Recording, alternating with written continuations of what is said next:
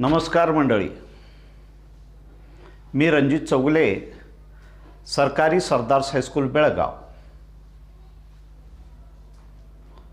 मंडळी, दिवाळीच्या पार्श्वभूमीवर सगळ्यांना पहिल्यांदा दिवाळीच्या हार्दिक शुभेच्छा देतो आणि सर्वांना विनंती करतो की आमचं जे यूट्यूब चॅनल आहे ते सर्वप्रथम तुम्ही सबस्क्राईब करा, व्हिडिओ आवडला तर लाईक करा आणि शेअरसुद्धा करा.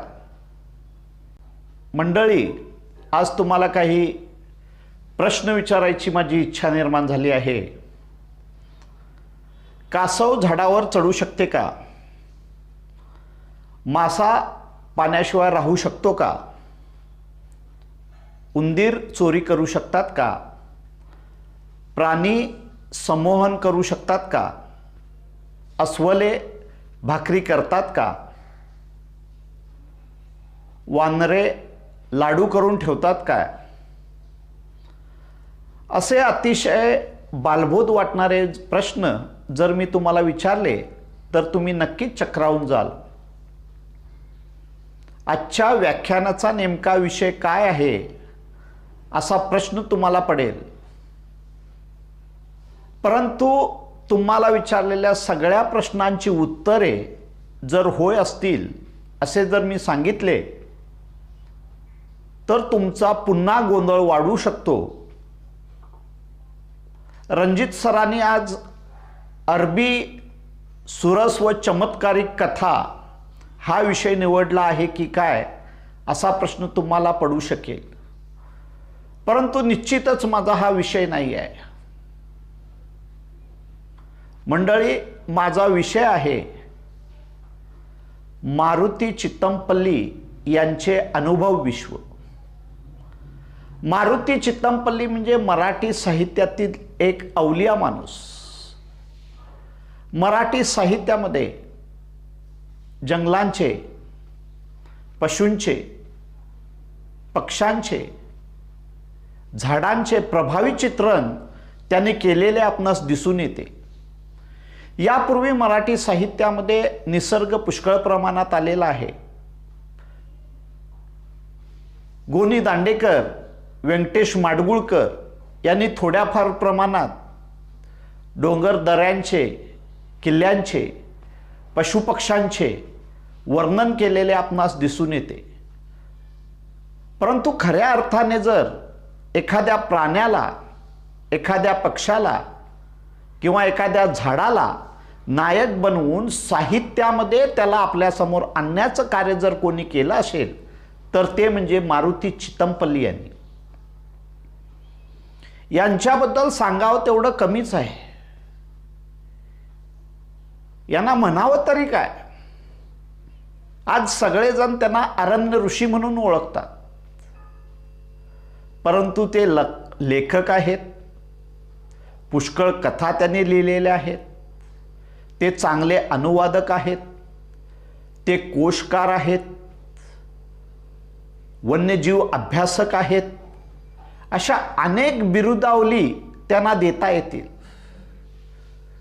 त्यांनी वन खात्यामध्ये वनाधिकारी म्हणून जवळपास 36 वर्षे सेवा केलेली आहे. या काळामध्ये त्यांनी जो प्रवास केला संशोधक वृत्तीने, या प्रवासाची भटकंती जर मोजली तर जवळपास 5 लाख किलोमीटर प्रवास त्यांनी केला आहे. 13 भाषांचे ज्ञान त्यांना अवगत आहे. त्याद्वारे त्यांनी आदिवासी किंवा इतर जमातीशी संवाद साधत जी माहिती मिळवलेली आहे व ज्या नोंदी करून ठेवलेल्या आहेत, या नोंदींच्या नंतर त्याचं त्यांनी पुस्तकामध्ये रूपांतर केलेलं आहे. पुष्कळ गोष्टींना शास्त्रीय आधार देत पक्षीकोश, प्राणीकोश, मत्स्यकोश, वृक्षकोश अशा वेगवेगळ्या कोशांचं लेखन केलं आहे. आणि अरण्य वाचनासह जवळपास 25 पुस्तके त्यांनी लिहिली आहेत. एकूण 65 वर्षाचं आयुष्य त्यांनी जंगलामध्ये घालवलेला आहे आणि आज ही व्यक्ती 90च्या आसपास आहे, तरीसुद्धा तितक्याच जोमानं ती कार्य करत असलेली आपणाला दिसते. आज या निमित्तानं तुम्हाला सर्वांच्या वतीनं 5 नोव्हेंबर हा त्यांचा जन्मदिवस, तुम्हा सर्वांच्या वतीनं मी त्यांना वाढदिवसाच्या हार्दिक शुभेच्छा देतो. आणि एक गोष्ट सांगायला मला आवडेल, 5 नोव्हेंबर हा त्यांचा जन्मदिवस आणि त्यांचे पक्षीतज्ञ गुरु डॉक्टर सलीम अली यांचा जन्मदिवस 12 नोव्हेंबर हा आहे. महाराष्ट्र सरकारनं एक अतिशय चांगला निर्णय घेतलेला आहे. 5 नोव्हेंबरपासून 12 नोव्हेंबरपर्यंत हे जे 7 दिवस आहेत, हा 7 दिवस यंदापासून पक्षी सप्ताह म्हणून सगळ्या महाराष्ट्रामध्ये साजरा केला जाणार आहे. एका वन्यजीव अभ्यासकाला याच्यापेक्षा आनंदाची दुसरी गोष्ट आहे असं मला तरी वाटत नाही. मारुती चित्तमपल्ली यांनी मात्र आपल्या वेगवेगळ्या अनुभवातून हा सगळा साठा जो गोळा करून ठेवला होता, हा तुमच्या आमच्या समोर आणलेला आहे. जवळपास 25 पुस्तकं त्यांनी मगाशी सांगितल्याप्रमाणे लिहिलेली आहेत. मारुती चित्तमपल्ली यांचा जन्म 5 नोव्हेंबर 1932 रोजी सोलापूर येथे झाला. मूळचे ते तेलुगू भाषिक, तरीसुद्धा ते ज्या प्रदेशामध्ये राहत होते त्याचा भाषिक प्रभाव त्यांच्यावर पडलेला आपणाला दिसून येतो. त्यांचे वास्तव्य जे होते ते गुजराती भाषिक किंवा गुजराती मिश्रित मराठी बोलणाऱ्यांच्या वाड्यात होते आणि त्यांचे आजोबा जे होते सोलापुरातल्या बुधवार पेठेमध्ये राहत होते. तेथे तेलुगू बोलणाऱ्यांची वस्ती अधिक होती, मुस्लिम बहुल वस्तीही अधिक होती. त्यामुळे घरातील सगळीच मंडळी, आई वडील, मुले ही मराठी, गुजराती, तेलुगू आणि उर्दू मिश्रित हिंदी बोलू लागली. याचा भविष्यात त्यांना फायदा झालेला आपणाला दिसून येतोय. चित्तमपल्लीच्या वडिलांनी त्यांना वाचण्याची आवड लावली, तर आईला अरण्यवाटा माहीत होत्या. त्यामुळे पुढे ते अरण्याकडे वळले. याला कारणसुद्धा हे आहे. ते अरण्याकडे का वळले याचे प्रेरक म्हणजे सर्वप्रथम त्यांची आई अनेक गोष्टींची, रानावाटांची, अरण्यातील गोष्टींची माहिती सर्वप्रथम आईने करून दिली. याच्याशिवाय त्यांची माळकरी नात्या, जी माळावर एकटीच राहत होती, ही सुद्धा त्यांची प्रेरक आहे. त्यांचा लिंबा मामा जो आयुष्यभर शेळ्या पाळत होता, याच्या व्यतिरिक्त त्याचं दुसरं जग नव्हतं. हा तर इतका हुशार माणूस होता की एखाद्या पिसावरून हा कोणत्या प्रकारचा पक्षी आहे याचं ज्ञान त्यानं लहानपणीच मारुती चित्तमपल्ली यांना दिलं. याच्याशिवाय त्यांचा दुसरा मामा हनुमंत मामा जो होता, ह्या हनुमंत मामा त्यांचा आणखी एक गुरु म्हणावा लागेल. या हनुमंत मामाचं एकच काम होतं, आयुष्यभर तो वारुळ ढुंडाळत असे आणि वारुळामध्ये तो वारुळाला टेकराज असे संबोधत असे. हा टेकराज खाल्ल्यामुळे मनुष्य दीर्घायुष्य होतो असा त्याचा विश्वास होता आणि वारुळामध्ये अशा प्रकारचा एखादा साप सापडेल की ज्याच्यामुळे परिसासारखं तो काम करेल आणि सगळ्या वस्तू सोनं होतील, अशी त्याची एक अंधश्रद्धा होती आणि त्याच्यावरच तो पुष्कळ वारुळ शोधत असे. म्हणजे अशी जी मंडळी आहेत, ही अशी मंडळी लहानपणापासून मारुती चित्तमपल्लींच्या मनावर संस्कार करत गेली आणि आईने लहानपणी त्यांना सांगितलेली एक गोष्ट जी होती ती खूप त्यांना प्रभावित करून गेली की भीम जो होता महाभारतातील, हा भीम आयुष्यभर हरणाची शिकार करत असे, परंतु या भीमाचा मृत्यूसुद्धा हरणासारखा तडफडत झाला आहे. ही गोष्ट त्यानं आयुष्यभर लक्षात ठेवली. आईला पुष्कळ पशुपक्ष्यांची माहिती होती. चंडोल उर्फ माळ चिमणी, कोकिळा उर्फ कोयाळ, सात बहिणी उर्फ बोलांड्या, लावा उर्फ भुरगुंजा अशी कितीतरी नावं त्यांना आईकडून ऐकायला मिळाली. हरणाच्या नराला काळवीट म्हणतात किंवा लांडग्याच्या मादीला लासी असं म्हणतात. हा नर आणि मादीतला फरक आईनेच चित्तमपल्लींना शिकवला. माळडोक हे नाव सुद्धा पहिल्यांदा त्यांनी आईकडूनच ऐकलं होतं. चित्तमपल्लींचं प्राथमिक आणि माध्यमिक शिक्षण जे होतं ते सोलापूरमध्येच झालं आणि सोलापूरमध्ये 5वी पासून 11वी पर्यंत शिक्षण त्यांनी स्कॉलरशिपवर घेतलं. त्यावेळेला त्यांना 10 रुपये स्कॉलरशिप किंवा शिष्यवृत्ती मिळत असे. सोलापूरच्या TM पोरे विद्यालयात प्राथमिक तर नॉर्थकोट टेक्निकल स्कूलमध्ये त्यांनी माध्यमिक शिक्षण पूर्ण केलेलं आपणाला दिसून येते. त्यानंतर ते फर्ग्युसन महाविद्यालयामध्ये आले. दयानंद महाविद्यालयामध्ये अगोदर त्यांनी सोलापुरातील इंटरमिजिएट परीक्षा दिली आणि तिथून उत्तीर्ण झाल्यानंतर पुण्यामध्ये फर्ग्युसन महाविद्यालयात आले. परंतु या महाविद्यालयामध्ये शिकत असताना स्वतःच्या प्रगतीबाबत ते साशंक होते. आपण उत्तीर्ण होऊ की नाही याचा विचार करूनच ते कॉलेजमध्ये प्रवेश घेताना त्यांना अंधुकशी अशी भीती वाटू लागली की आपण उत्तीर्ण होणार नाही. आणि त्याच वेळेला फर्ग्युसन महाविद्यालयामध्ये वनाधिकारी होण्यासंबंधी जाहिरात लावण्यात आली होती. ही जाहिरात वाचून त्यांनी अर्ज केला आणि त्यानंतर त्या ठिकाणी सोलापूरचे एक वनक्षेत्रपाल होते पुण्यामध्ये, MD गाडगीळ यांनी त्यांना मार्गदर्शन केलं. त्या ठिकाणी चित्तमपल्ली त्यांना भेटण्यासाठी गेले होते. लेखी परीक्षा, पूर्वतयारी याबाबत मार्गदर्शन केलं. शिवाय 16 मैल तुला धावावं लागणार आहे याची सुद्धा माहिती दिली. आणि 16 मैल धावण्यात नंतर चित्तमपल्ली पहिला आले ही गोष्ट वेगळी. तर अतिशय गंभीरपणे त्यांनी या परीक्षा दिल्या आणि त्यामध्ये निवड झाल्यानंतर southern forest rangers college Coimbatore येथे वनक्षेत्रपाल पदवीसाठी त्यांना प्रवेश मिळाला आणि 1958 ते 60 या कालावधीत त्यांनी वनक्षेत्रपाल पदवीचे शिक्षण पूर्ण केले.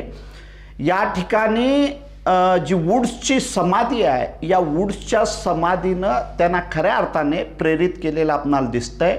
याच्यानंतर सातारा जिल्ह्यातील ढेबेवाडी किंवा पश्चिम महाराष्ट्र किंवा गोंदिया, भंडारा असे वेगवेगळ्या ठिकाणी नोकरी करीत खऱ्या अर्थाने ते जर रमले असतील तर ते मात्र विदर्भ आणि नागपूरमधील जंगल परिसरामध्ये ते रममान झाले आणि त्या ठिकाणीच खऱ्या अर्थानं त्यांना पक्षीतज्ञ व निसर्गलेखक ही ओळख मिळालेली आपणाला दिसून येते. नागपूर विदर्भ हा परिसर म्हणजे त्यांची कर्मभूमी ठरलेली आपणाला दिसून येते.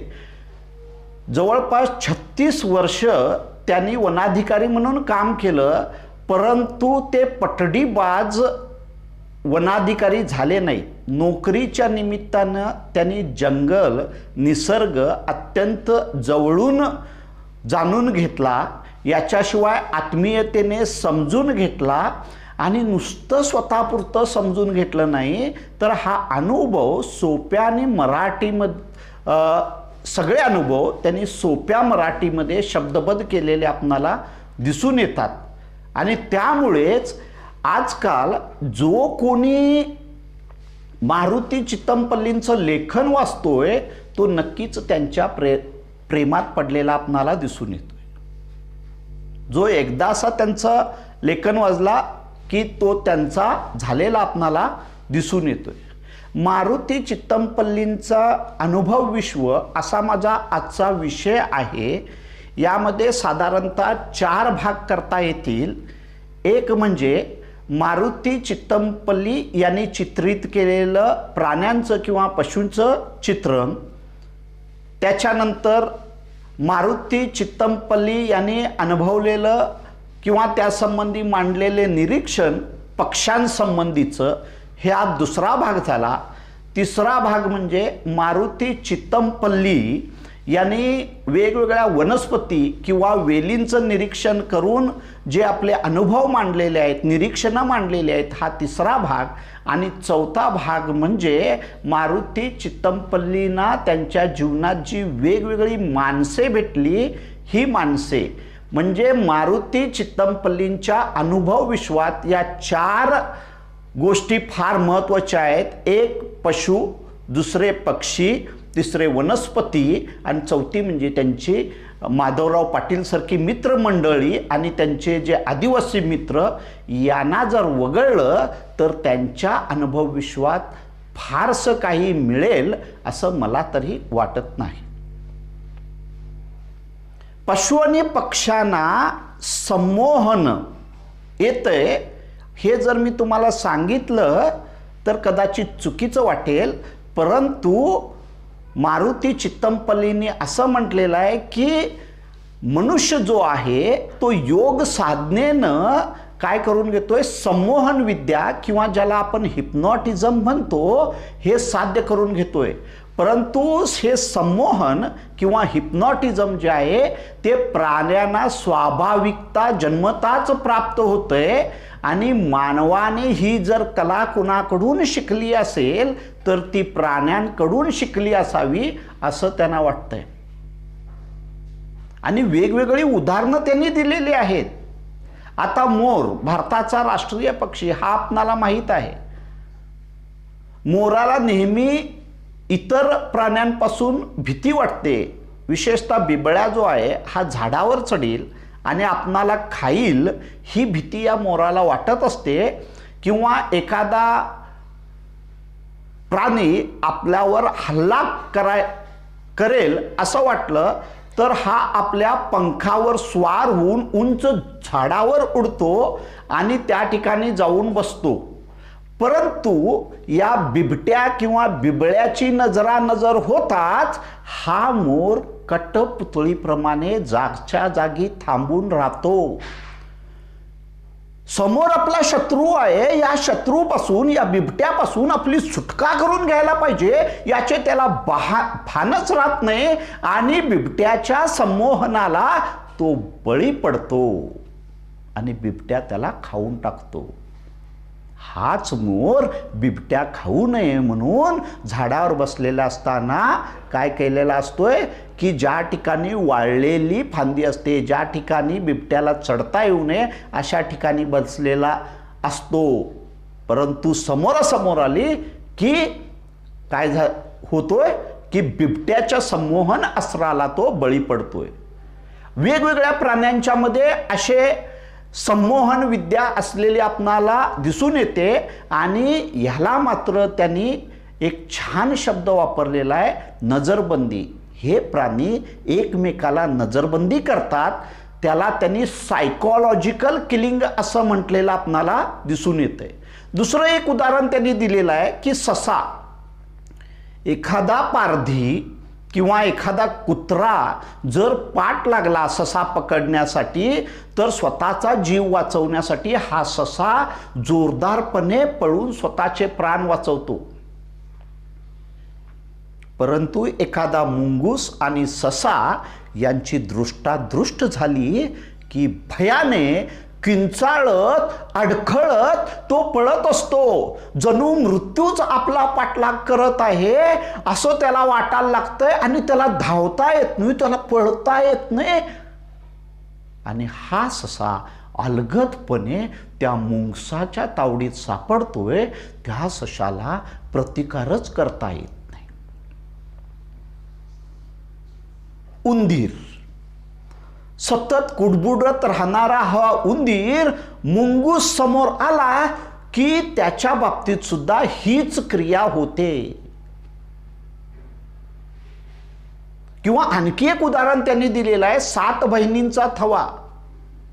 घुबडाला पाहिलं की ह्या 7 बहिणींचा थवा जो असतो तो जंगलामध्ये सकाळच्या वेळेला प्रचंड प्रमाणात ते कोलाहल माजवतात, जणू आपला जीव धोक्यात आहे समजून साऱ्या जंगलाला जाग करण्याचा प्रयत्न करतात.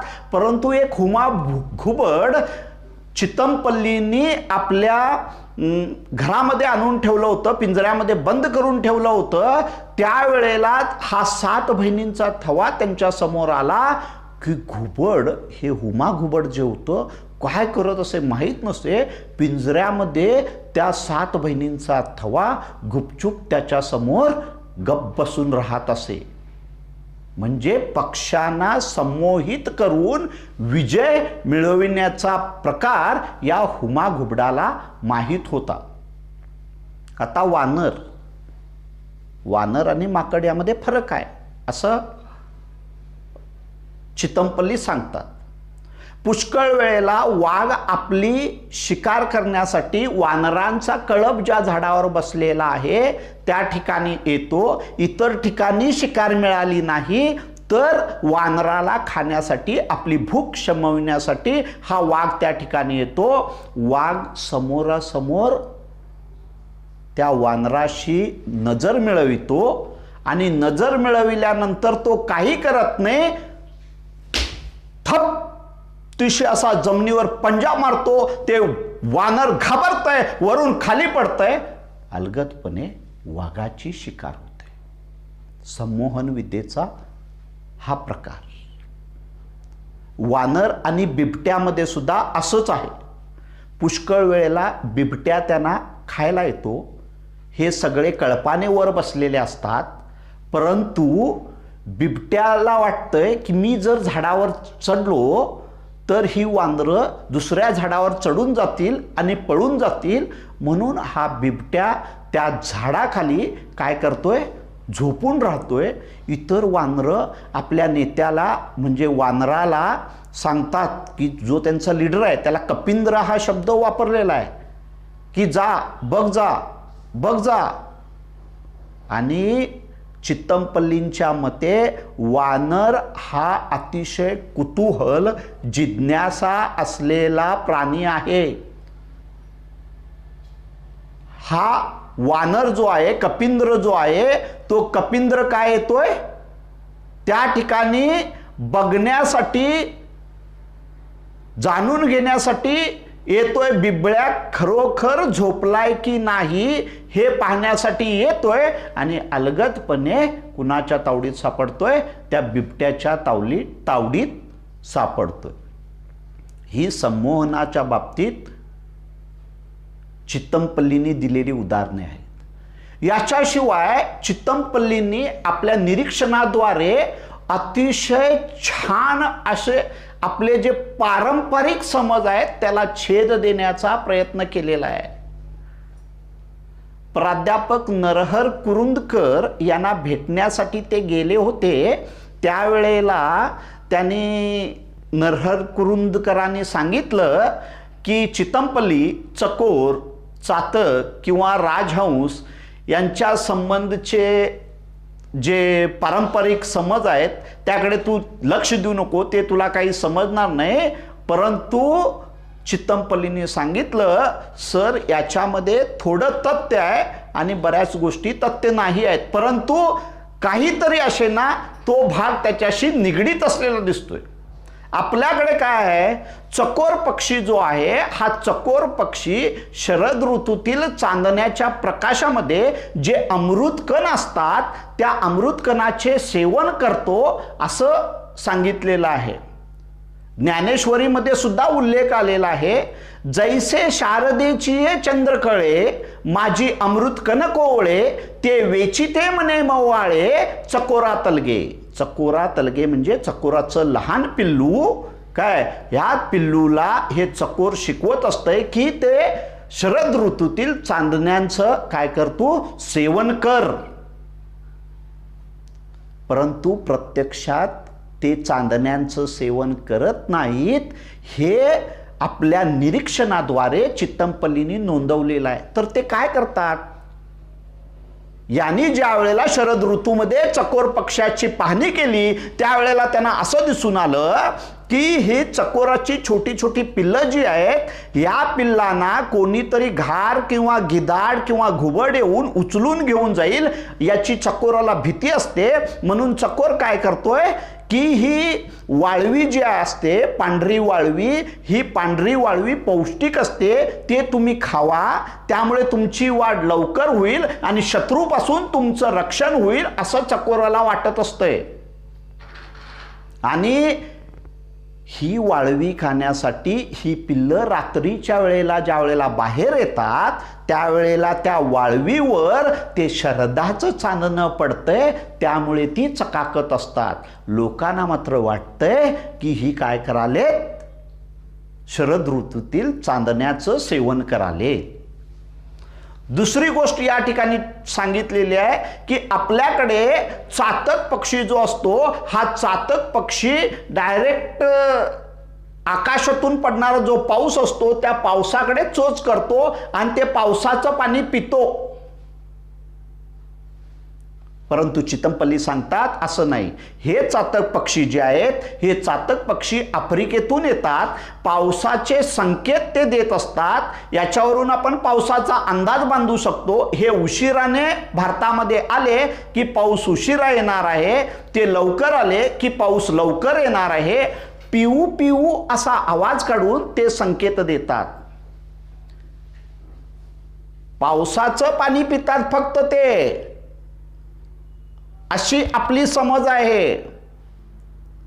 परंतु प्रत्यक्षात चितमपल्लींनी सांगितलेलं आहे पावसाचं पाणी ते पितात. हे बरोबर असलं तरी डायरेक्ट चोच करून पित नाहीत, तर झाडाच्या पानावर ज्या वेळेला ते पाणी पडतंय त्यावेळेला जे पाणी ओघळून खाली येत असते ते पाणी हे चातक पक्षी काय करत असतात, पित असतात. आणि ज्या वेळेला पाऊस नसतो त्यावेळेला हे चातक पक्षी काय पितात याचा खुलासा सुद्धा त्यांनी केलेला आहे. ज्या वेळेला पाऊस नसतो त्यावेळेला कमळाचं फूल जे असेल किंवा इतर पानावर पडलेले जे दवबिंदू असतात ते दवबिंदू पिऊन आपली तृष्णा हे चातक पक्षी भागवत असतात. परंतु जमिनीवरचं पाणी ते कधीच पित नाही. हा दुसरा पारंपरिक समज.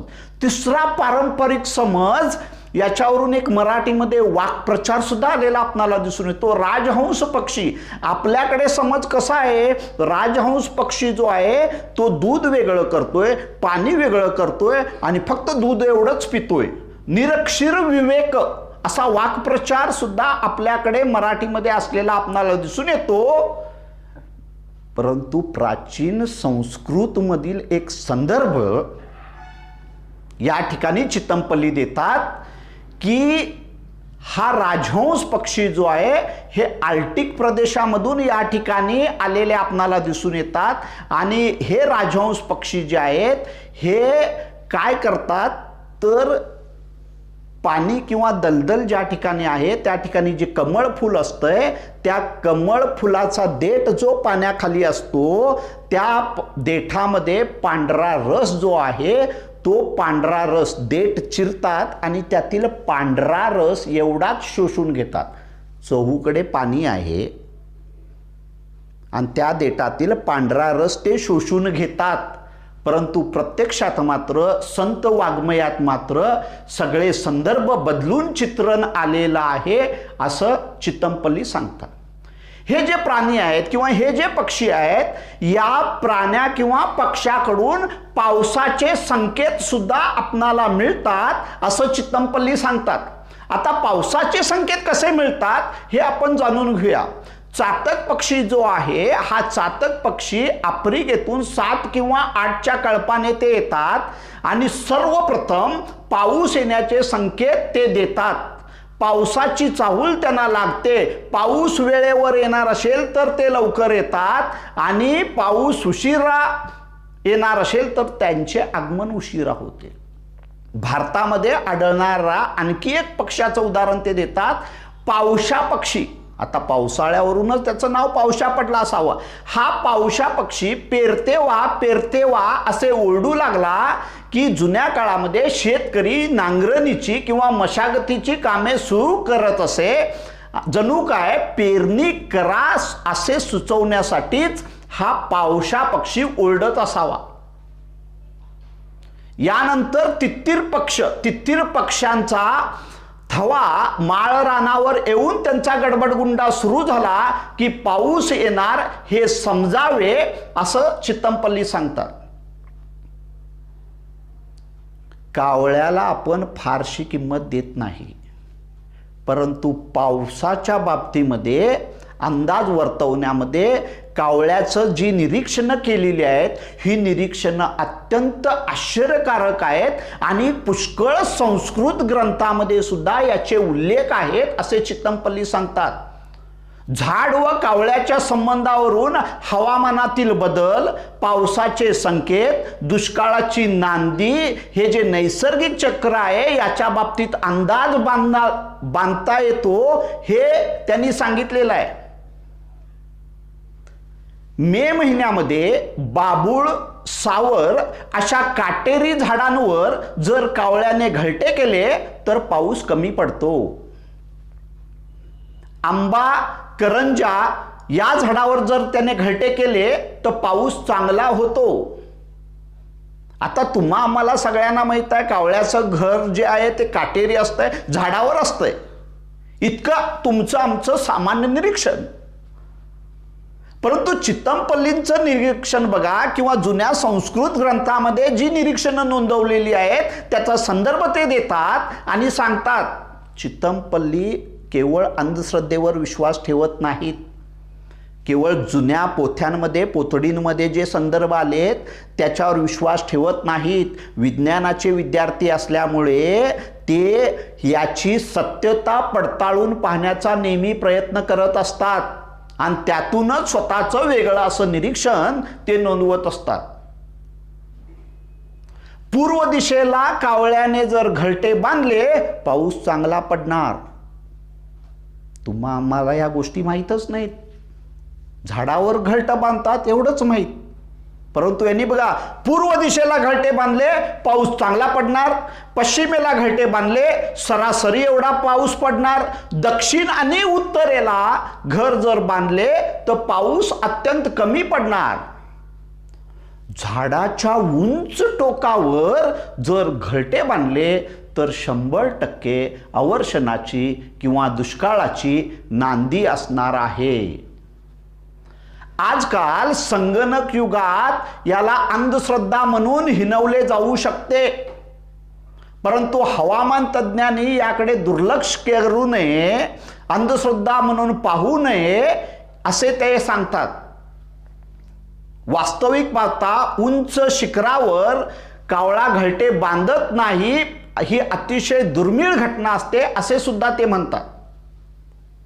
इतकेच नव्हे, कावळीन किती अंडी घालते यावरून जुन्या काळामध्ये पावसाचा अंदाज बांधला जात असे. 4 अंडी घातली पाऊस चांगला पडणार, 2 अंडी घातली पाऊस कमी पडणार, 1 अंडी घातले पाऊस अतिशय कमी पडणार. आणि जमिनीवर जर कावळीनीने अंडी घातले तर दुष्काळ हा ठरलेला आहे. समुद्री पक्ष्याचं सुद्धा त्यांनी उदाहरण दिलेलं आहे. समुद्रामध्ये या समुद्री पक्ष्यांच्या किंवा समुद्री जीवांच्या हालचालीवरून पावसाळ्यापूर्वीचे सृष्टीतील असंख्य बदल टिपता येतात. समुद्राकडे राहणारे वादळी पक्षी किनाऱ्याकडे येऊ लागले की पाऊस पडणार हे ओळखावे, कारण त्याच्या पाठीमागून वादळ येत असतंय हे सुद्धा आपण समजू शकतो. इतकेच नव्हे, समुद्रामध्ये जे मासे आहेत ह्या माशांवरून सुद्धा पावसाबाबतचे संकेत बांधता येतात. पाऊस पडण्या अगोदर समुद्रामधून प्रचंड आवाज येऊ लागतात आणि मासे उंच उड्या मारू लागतात. त्यावेळेला ओळखायचं पाऊस येणार आहे.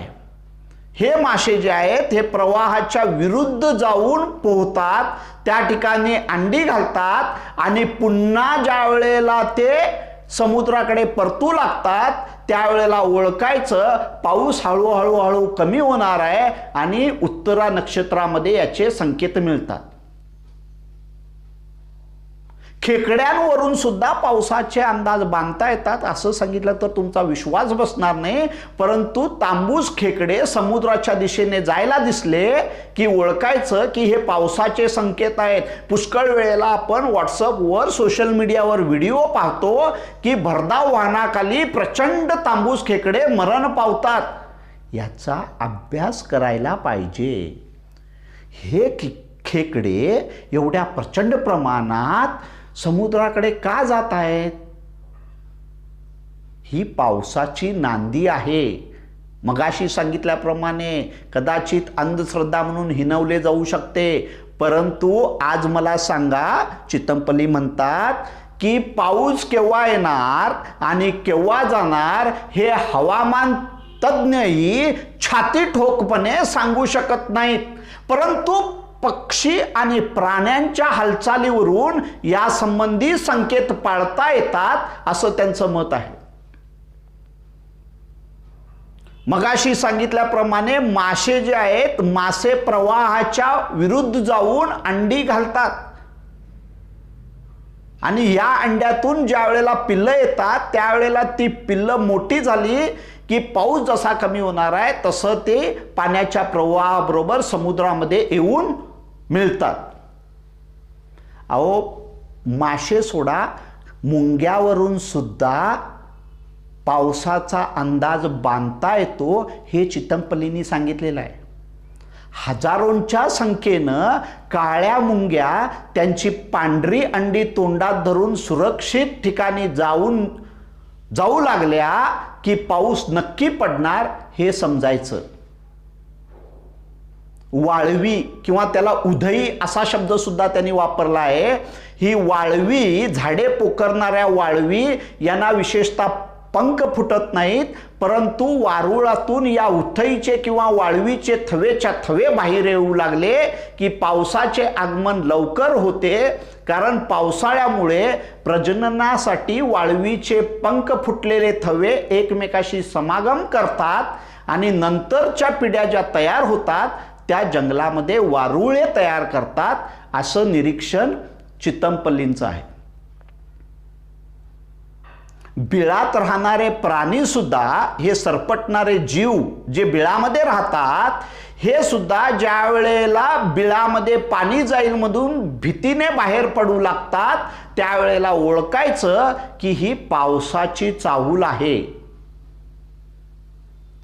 पाऊस केव्हा आणि किती पडणार हे सांगणारी पशुपक्ष्यांच्या प्रजाती आज धोक्यात आल्या आहेत. समुद्राचं पाणी दूषित होत आहे, जंगलाची प्रचंड प्रमाणात तोड होत आहे, वाघाच्या मोठ्या प्रमाणात शिकारी केल्या जात आहेत. हे सगळं कुठंतरी थांबलं पाहिजे असं चितमपल्लींना वाटतंय. पाऊस सुरू झाला की मोर नाचायला लागतो असं आपणाला वाटतंय आणि बऱ्याच प्रमाणात हे तथ्य आहे. मोर नाची म्हणून जंगलामध्ये जागा असते, या ठिकाणी हजारो शेकडो मोर एकत्र येतात आणि त्या ठिकाणी एक रिंगण करतात आणि पिसारा फुलवून नाचू लागतात. या ठिकाणी जो नर असेल त्याच्यावर मोरणी किंवा लांडोर भाळतात आणि त्या ठिकाणी नंतर त्यांचा समागम होऊन हे लांडोर दूर निघून जाते अंडी घालण्यासाठी. हा सुद्धा पूर्व संकेत आहे. आम्ही बरेच लोक मासे आवडीने खातो, त्याचं फारसं निरीक्षण आम्ही करत नाही, परंतु माशावरून सुद्धा पाऊस पडतो का याचा अंदाज बांधता येतो हे चितमपल्लींचं निरीक्षण आहे. सावळा नावाचा एक माशाचं त्यांनी उदाहरण दिलेलं आहे. या सावळा नावाच्या माशाच्या पोटातील अंडकोशावर पावसाच्या 9 नक्षत्रांच्या खुणा असतात. मूलतः त्यांचा रंग जो असतो तो काळा असतो, परंतु तो तांबडा असेल तर पाऊस चांगला पडतो असं चितमपल्ली म्हणतात. झाडांवरून सुद्धा पावसाचे संकेत मिळतात. घ्या, ह्या माणसाबद्दल काय काय आपण सांगायचं. मगाशी सांगितल्याप्रमाणे हे पशु तज्ज्ञ आहेत, पक्षी तज्ज्ञ आहेत, झाडं तज्ज्ञ आहेत. आता झाडांवरून पावसाचा अंदाज.